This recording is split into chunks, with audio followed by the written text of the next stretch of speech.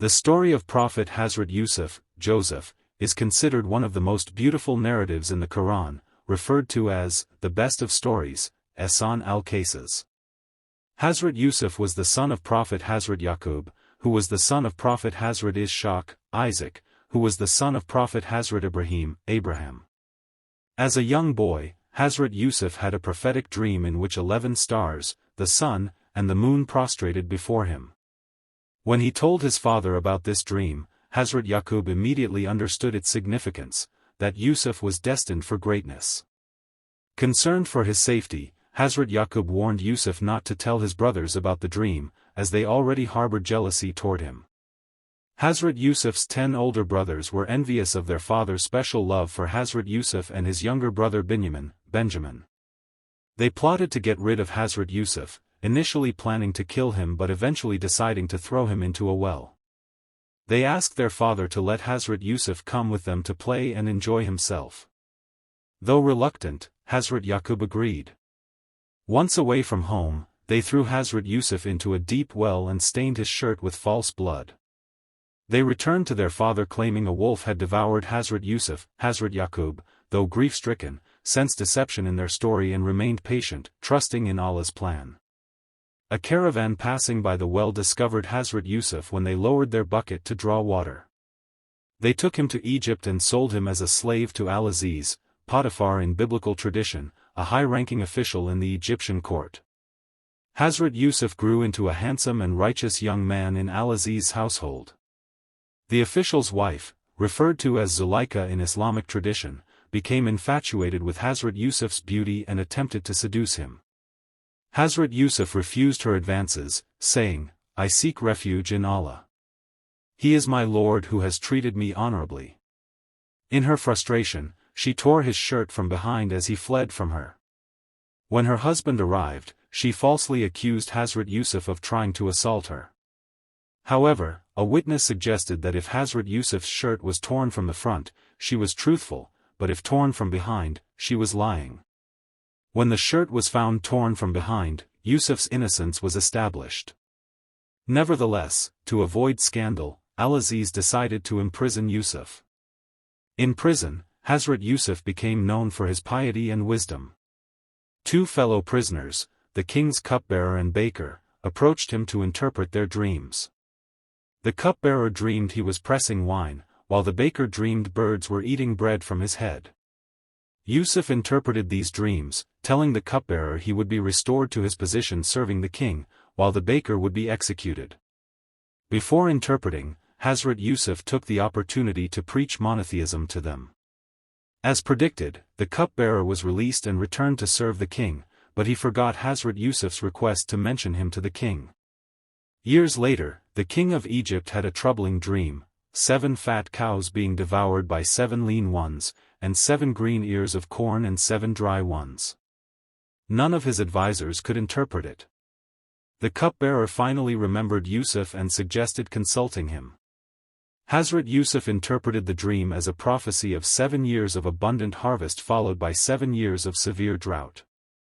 He advised storing grain during the plentiful years to prepare for the famine. Impressed by this wisdom, the king ordered Hazrat Yusuf's release. When a messenger came to release him, Hazrat Yusuf refused to leave until his innocence was established regarding the accusation that had sent him to prison. The king investigated, and the official's wife and other women confessed their plot against Yusuf, clearing his name. Recognizing Yusuf's integrity and wisdom, the king appointed him treasurer of Egypt, saying, "Indeed, you are today established with us in rank and fully trusted." Yusuf requested to be placed in charge of the storehouses, saying, "Indeed, I will be a knowing guardian." During the 7 years of plenty, Yusuf implemented his plan, storing surplus grain. When the famine struck, Egypt was prepared while surrounding regions suffered. The famine extended to Canaan, where Prophet Yaqub and his sons lived. Prophet Yaqub sent his sons to Egypt to purchase provisions. When they appeared before Prophet Yusuf, he recognized them immediately, but they did not recognize him. Prophet Yusuf gave them their supplies but asked them to bring their younger brother, Benjamin, next time, withholding 1 camel load as leverage. He also secretly returned their money in their bags. When they returned home and discovered their money had been returned, they convinced their reluctant father to let Binyamin accompany them on their next journey. Prophet Yaqub made them swear an oath to protect Binyamin. When the brothers returned with Binyamin, Prophet Yusuf took his brother aside and revealed his identity to him, asking him to keep it secret. Then Prophet Yusuf devised a plan to keep Binyamin with him. He had a valuable drinking cup placed in Binyamin's bag and then accused the brothers of theft. When the cup was found in Binyamin's possession, Prophet Yusuf claimed the right to detain him. The brothers pleaded for Binyamin's release, explaining their father's attachment to him after losing Prophet Yusuf. The eldest brother refused to return without Binyamin, staying behind in Egypt while the others returned to Canaan. When the brothers returned without Binyamin, Prophet Yaqub's grief intensified. He had never stopped hoping for Prophet Yusuf's return, telling his sons, "Go and inquire about Prophet Yusuf and his brother, and do not despair of Allah's mercy." The brothers returned to Egypt and pleaded with Prophet Yusuf, explaining their family's hardship. At this point, Prophet Yusuf revealed his identity, asking, "Do you know what you did to Prophet Yusuf and his brother when you were ignorant?" Astonished, they asked, "Are you indeed Prophet Yusuf?" He confirmed, "I am Prophet Yusuf, and this is my brother. Allah has indeed been gracious to us."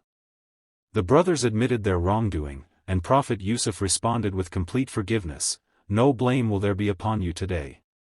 May Allah forgive you, and He is the most merciful of the merciful." Prophet Yusuf gave his brothers his shirt, instructing them to cast it over their father's face to restore his eyesight, which had weakened from years of weeping. When this was done, Prophet Yaqub's vision returned. Yusuf then invited his entire family to Egypt. When Prophet Yaqub arrived with his family, Prophet Yusuf received them with honor. He seated his parents on the throne, and all 11 brothers prostrated before him, fulfilling the dream he had as a child.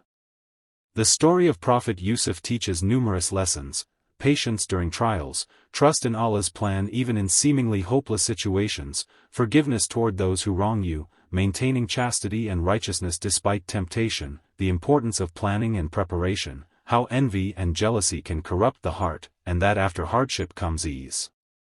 Prophet Yusuf's journey from the well to the throne exemplifies how Allah elevates those who remain steadfast in faith through life's trials.